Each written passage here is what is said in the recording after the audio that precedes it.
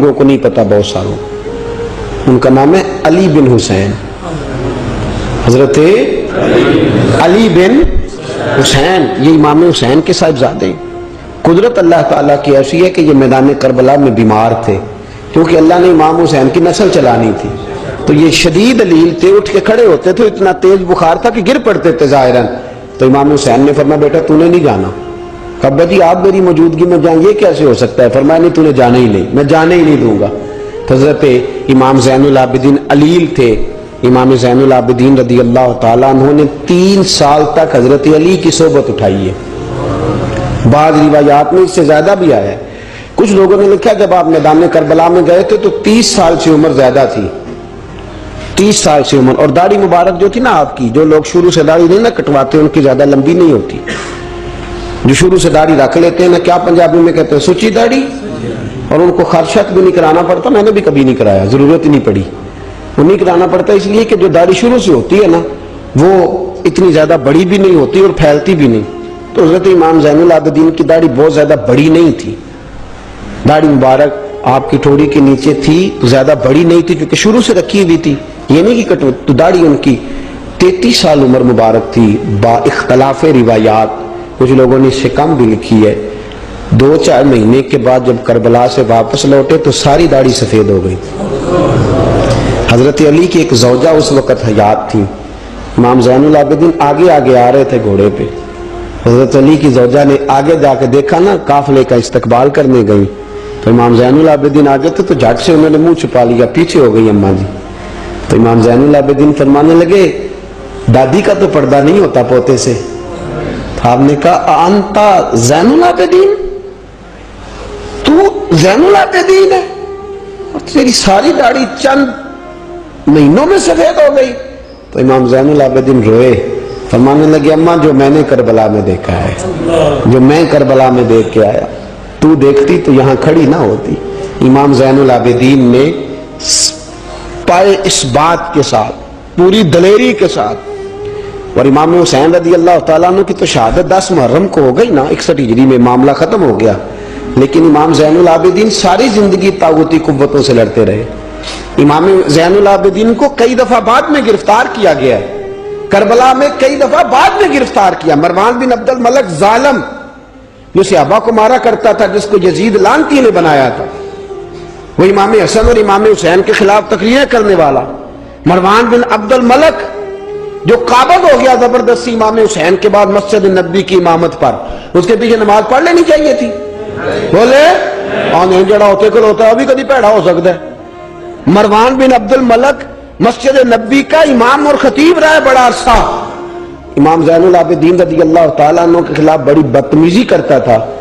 امام زہری فرماتے ہیں، تابعی بزرگ ہیں، کہتے ہیں اس نے امام زین العابدین رضی اللہ تعالیٰ عنہ گرفتار کرا کے منگایا اپنے دربار میں، تو پورے ہوا کیا، یہ جو طریقت ہے نا ہماری، ایک مسئلہ یہاں سمجھا دو، یہ جو پیری مریدی ہے، جو بیعت ہے، یہ اسی وقت شروع ہوئی، کیونکہ بادشاہت پہلے جو خلیفہ ہوتے تھے وہ بادشاہ بھی ہوتے تھے، پیر بھی ہوتے تھے، رہنما، سارا کچھ ہی وہ ہوتے تھے، لیکن امام حسن حسین کی شہادت کے بعد جب بادشاہ یزید جیسے لوگوں کے ہاتھ میں گئی نا، تو امام زین العابدین رضی اللہ تعالیٰ عنہ کے گرد جو اللہ اللہ کرنے والے لوگ، دین سیکھنے والے تھے، وہ اکٹھے ہو گئے۔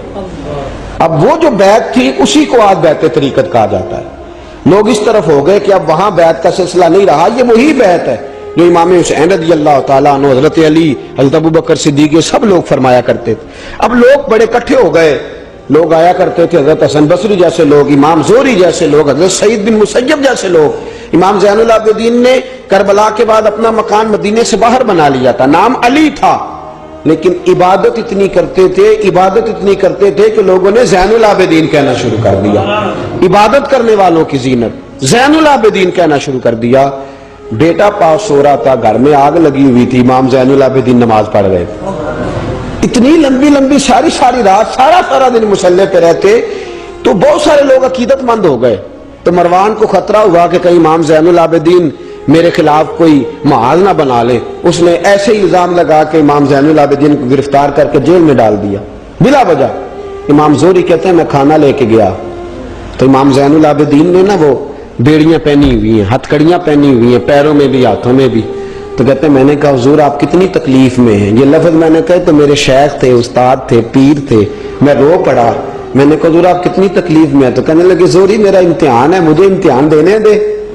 میرا رب میری آزمائش کر رہا ہے تو مجھے کرنے دے، تجھے کیا، تو کیوں روتا ہے؟ تو کہا حضور آپ اتنی تکلیف میں ہیں. فرماتے انہوں نے اللہ اکبر کہہ کے دونوں طرف سے زنجیروں کو پکڑا. جب اللہ اکبر کہا تو دونوں طرف کی زنجیریں اتار کے امام زین العابدین نے نیچے رکھ دی. فرمانے لگے میں تو ایک دفعہ اللہ کا نام لوں تو اللہ ساری زنجیریں توڑ دیتا ہے. میں پابند نہیں ہوں، میں پابند نہیں ہوں ان لوگوں کا، میں تو اللہ کی رضا پہ راضی ہوں. امام زین العابدین رضی اللہ تعالیٰ عنہ نے ساری زندگی پرہیزگاری، محبت، پیار، خلوص، وفا اور لوگوں کو دین سکھایا. ساری زندگی اللہ اللہ کا درس دیا. پوری دنیا سے لوگ امام زین العابدین کے پاس آتے. کیا لفظ ادا کر رہا ہوں؟ میں نے پورا مدینہ نہیں کہا، میں نے کہا پوری حکومت نہیں تھی آپ کے پاس. حکومت پہ مروان بن عبد الملک تھا، کیونکہ 4 سال 4.5 سال یزید رہا ہے. امام حسین کی شہادت کے بعد صحابہ سارے، اہل بیت النبوت سارے، جتنے بھی حضرات ہوتے تھے پوری دنیا سے جو اہل عقیدت تھے وہ امام زین العابدین کے آستانے پہ حاضری دیتے تھے. سعودیوں نے سارے نشان مٹا دیے ہیں لیکن امام زین العابدین کا گھر ابھی بھی موجود ہے. میں نے الحمدللہ 2 دفعہ اس کی زیارت کی ہے اور مجھے وہاں لوگوں نے بتایا کہ مشینیں لے کے جاتے ہیں لیکن وہاں کوئی مشین چلتی ہی نہیں. ساری زندگی اس مکان کے اندر امام زین العابدین عصر کے وقت مسجد نبوی میں آیا کرتے تھے، عشاء کی نماز پڑھ کے چلے جایا کرتے. ساری زندگی امام زین العابدین نے نماز میں، عبادت میں، ذکر میں، فکر میں. شمر جو تھا نا، ایک اس کے بارے میں روایت ہے، ایک عمر بن سعد کے بارے میں. جب مختار کے فوجی لگے نا پیچھے کہ ہم نے مارنا ہے امام حسین کے قاتلین کو، تو اس کے شمر کے پیچھے بھی لگے. تو یہ مدینے آ کے چھپ گیا تھا. اس کے پیچھے لگے تو یہ بھاگا، امام حسین پہ پانی بند کرنے والا. اور حضرت علی رضی اللہ تعالیٰ عنہ کے پوتے حضرت علی اصغر کے گلے میں تیر چلانے والا، یہ جب بھاگتا بھاگتا آیا نا تو امام زین العابدین کے خیمے میں جا گھسا. آپ مصلے پہ بیٹھے تھے، یوں نظر اٹھائی تو کہتا میں نے پانی پینا ہے. پانی بند کرنے والا کہتا میں نے یہ حوصلے دیکھو، دلیریاں دیکھو. امام زین العابدین خود اٹھے، پیالہ پکڑا، پہلے اسے دھویا، پھر اس میں پانی بھرا، پانی بھر کے اس کو پلایا. اور پینا ہے؟ کہتا ہاں. ایک پیالہ اور دیا. اور پینا ہے؟ کہتا ہاں. ایک پیالہ. اتنا پانی دیا کہ شرم سے پانی پانی ہو گیا، شرمندہ ہو گیا کہ یہ امام زین العابدین. باہر نکلا، دل میں خیال آیا زین العابدین نے پہچانا نہیں، اگر پہچان لیتے تو ایسا نہ کرتے. پھر اندر آ گیا، کہنے لگا شاید آپ نے مجھے پہچانا نہیں. امام زین العابدین کی آنکھیں آنسوں سے برس پڑی. فرمانے لگے تو نے میرے 6 ماہ کا بھائی پیاسا مار دیا تھا، تجھے میں بھول سکتا ہوں؟ تو اندر داخل ہوا تھا تو سارے زخم میرے تازے ہو گئے. تو کہا پھر آپ نے پانی کیوں پلایا؟ فرمانے لگے پانی بند کرنا تیرے جیسے لوگوں کا طریقہ ہے اور دشمنوں کو پانی پلا دینا نانا محمد کی سنت ہے جو میں نے ادا کی ہے. یہ میرے نانا کا طریقہ ہے جو میں نے ادا کیا.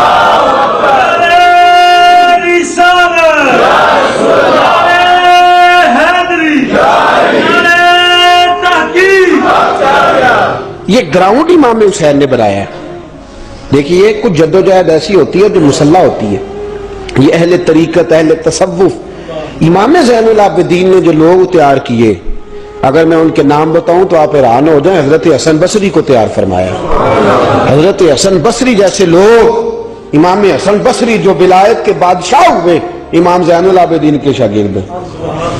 حضرت امام زین العابدین کے، حضرت سعید بن مسیب جیسے خیر التابعین امام زین العابدین کے شاگرد. حضرت حرم بن حیان جیسے جلیل القدر لوگ جنہوں نے بعد میں رسول اللہ کی سینکڑوں حدیثوں کو روایت کیا، امام زین العابدین کے شاگرد ہیں. رکے نہیں، میدان کربلا میں ہمت ٹوٹ گئی، اب معاملات آگے نکل گئے تو میں چپ کر کے بیٹھ جاؤں. انہوں نے مصلے پہ بیٹھ کے نبی پاک کا دین پڑھانا شروع کر دیا. انہوں نے پھر حجرے میں بیٹھ کے لوگوں کو اللہ اللہ، اور اس اللہ اللہ کا نفع یہ ہوا، اس اللہ اللہ کا فائدہ یہ ہوا کہ ایسے مجاہد تیار ہوئے، ایسے دلیر تیار ہوئے کہ کچھ سال گزرے تو حضرت عمر بن عبدالعزیز جیسے نیک آدمی کی حکومت قائم ہو گئی. امت کو یہ نفع ملا. نیک لوگ آپ دیکھیں نا، اگر سارا زمانہ برائی سے بھرا ہوا ہے تو کیا اس کو چھوڑ دیا جائے گا؟ ٹھیک ہے کریں سارے. آپ 5 آدمی صحیح کر دیں، آپ 3 آدمی ٹھیک کر دیں، اپنا کردار تو ادا کریں، اپنا آپ اس کے اندر کردار، تو امام زین العابدین رضی اللہ تعالیٰ نے اپنا کردار ادا فرمایا. اور پھر سب سے بڑی بات یہ تھی غریب پروری. جب یزید مر گیا اور دیگر حکومتیں آنے لگی تو امام زین العابدین کے پاس لوگ بہت سارے نذرانے لے کے آتے تھے. یزید کے زمانے میں بھی آتے لوگ، بڑے نذرانے، خدمت کرتے، بڑا کچھ کرتے، گھروں کے اندر بڑا سامان آپ کے پاس پڑا ہوتا. آپ کے صاحبزادے امام باقر، آپ فرماتے رات ہوتی تو میرے ابا جی اپنے کندھے پر بوریاں رکھ لیتے، اپنے کندھے پر، شہزادے خود اپنے کندھے پر، اور غریبوں کے گھروں تک پہنچا کے آتے، خود بوریاں اپنے کندھے پہ رکھ لیتے. فرماتے میں کہتا ابا جی میں چھوڑ آتا ہوں، مجھے بتائیں.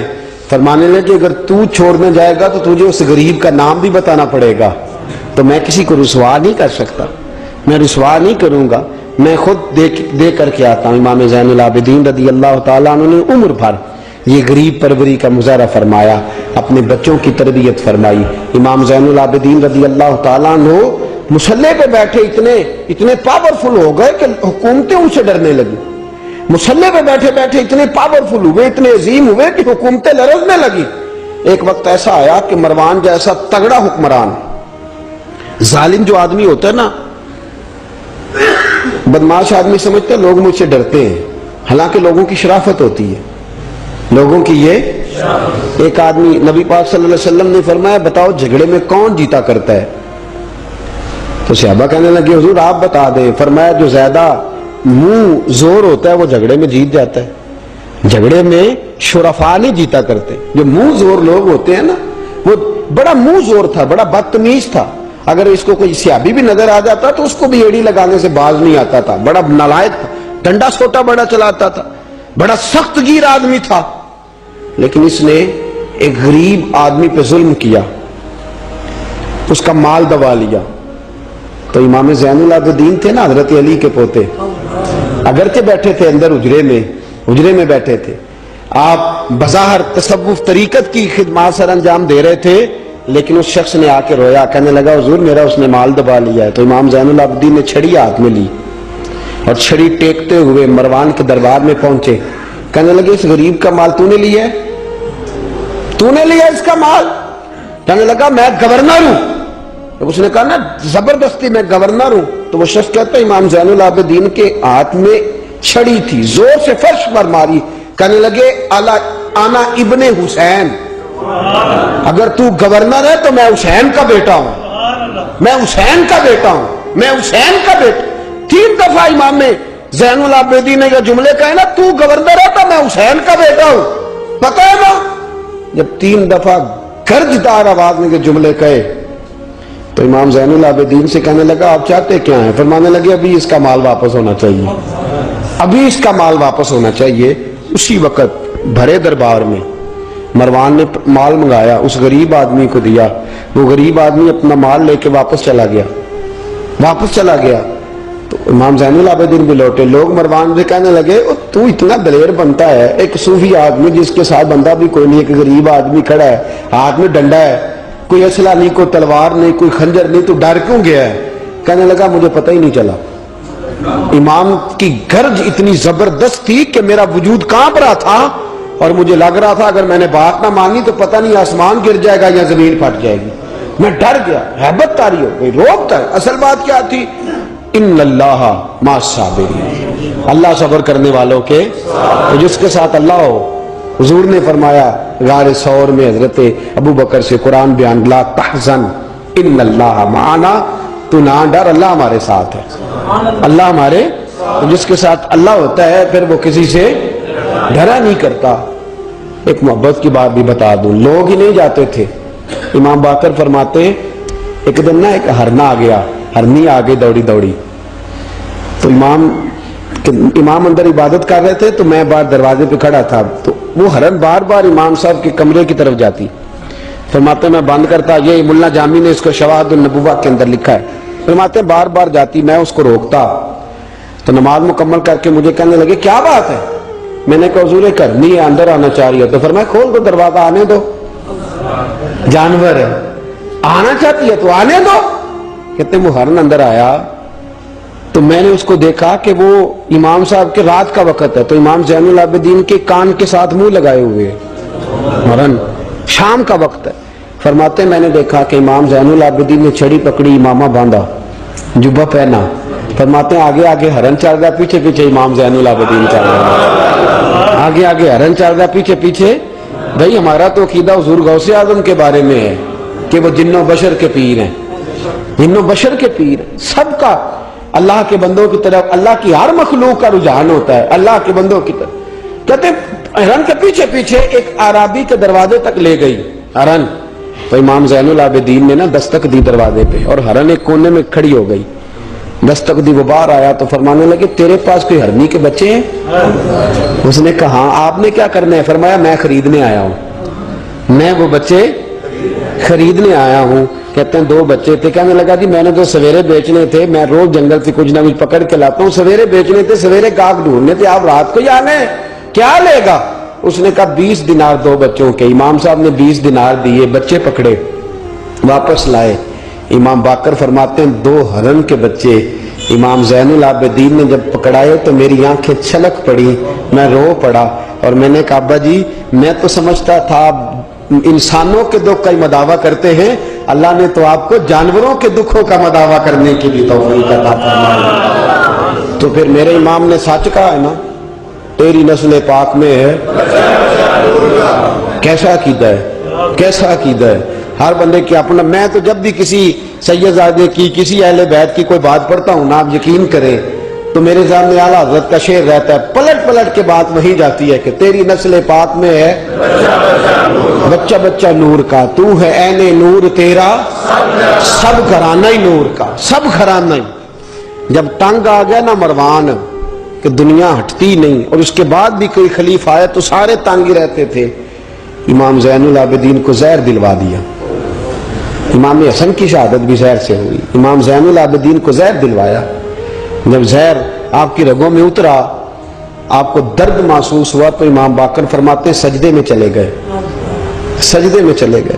میں نے کہا حضور اتنی تکلیف ہے، آپ یہ کیا کر رہے ہیں؟ فرمانے لگے میں سوچتا تھا میں جہاد پہ نہیں نکلا تو کہیں بستر پہ مجھے تبھی موت نہ آ جائے، میرا دادا بھی شہید، میرا والد بھی شہید، میرے تایا بھی شہید، میرے بھائی بھی شہید، میرے پھپھی داد چچا داد بھی شہید، میں سوچتا تھا کہیں تبھی موت نہ چلا جاؤں، سجدہ شکر ادا کر رہا ہوں کہ رب نے مجھے بھی شہادت عطا فرما دی، اللہ نے مجھے بھی شہادت کی موت عطا فرمائی ہے۔ پھر وصیت فرمائی امام، دیکھیں اللہ والوں کے مزار کی بھی برکت ہوتی ہے۔ امام باقر کو وصیت فرمائی صاحبزادے کو، فرمایا مجھے میرے تایا امام حسن کے ساتھ جنت البقیع میں دفن کرنا، ان کے ساتھ۔ تو کہتے میں نے کہا ابا جی وہاں تو جگہ ہی نہیں، روتے ہوئے میں نے کہا، کہنے لگے تو جا کے تلاش کرنا، جگہ مل جائے گی۔ فرماتے میں پہلے جنت البقیع جاتا تھا تو قبریں ساتھ ساتھ ملی ہوئی نظر آتی تھی، امام زین العابدین کے وصال کے بعد گیا تو مجھے پوری قبر کی جگہ نظر آئی، پوری جگہ جس کو میں پہلے تھوڑا سمجھا کرتا تھا وہ پوری جگہ ملی۔